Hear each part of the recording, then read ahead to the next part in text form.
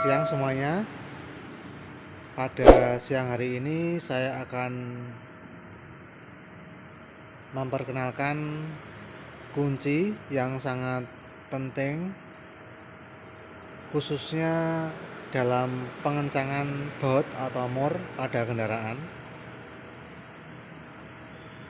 Ini namanya kunci momen atau biasa disebut kunci torsi yang berfungsi untuk mengatur kekencangan baut atau mur pada kendaraan atau mesin sesuai dengan standar ukuran baut atau mur. Jadi pada baut atau mur dengan ukuran tertentu itu mempunyai kekencangan yang tidak sama. Contohnya kunci 14 atau mur atau baut 14 pada kunci ring atau kunci pas 14 itu mempunyai kekencangan baut sekitar 5,4 sampai 6,6 kg meter. Nah, supaya kekencangannya itu sama, maka kunci momen atau kunci torsi ini sangat penting, sangat baik supaya mesin dalam pengencangannya menjadi aman, tidak mudah rusak.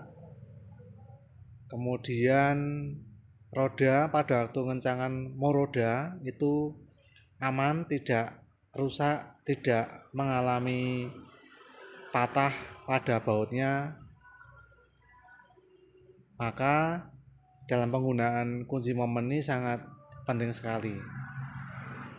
Untuk kunci momen sendiri itu jenisnya ada bermacam-macam.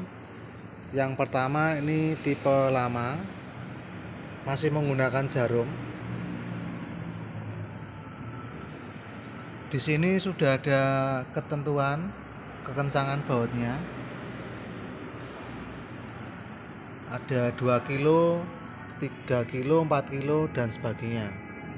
Kemudian yang kedua ini kunci momen itu yang tipenya klik. Jadi kalau kekencangannya sudah mencapai batas tertentu sesuai dengan yang kita inginkan, biasanya ada tandanya atau bunyi klik bahwa kekencangannya itu sudah tepat. Ini sekitar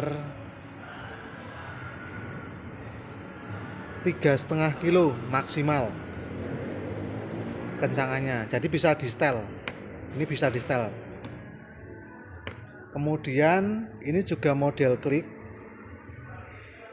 Di sini kekencangannya bisa di setel sampai 14 kilo.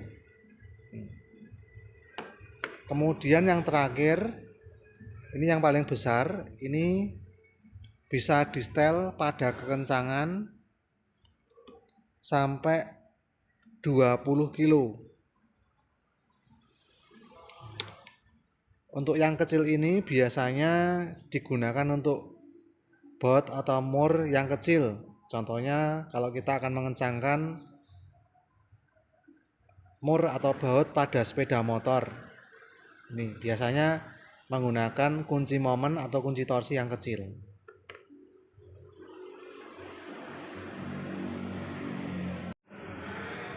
Kemudian untuk kunci yang terhubung dengan kunci momen biasanya menggunakan kunci soket atau soket brand. Nanti kita pasangkan sambungan sok atau biasa disebut extension bar, sambungan sok. Kemudian kita pasangkan juga kunci soket atau soket brand. Nah, ini seperti ini. Ini bisa dibolak-balik, teman-teman.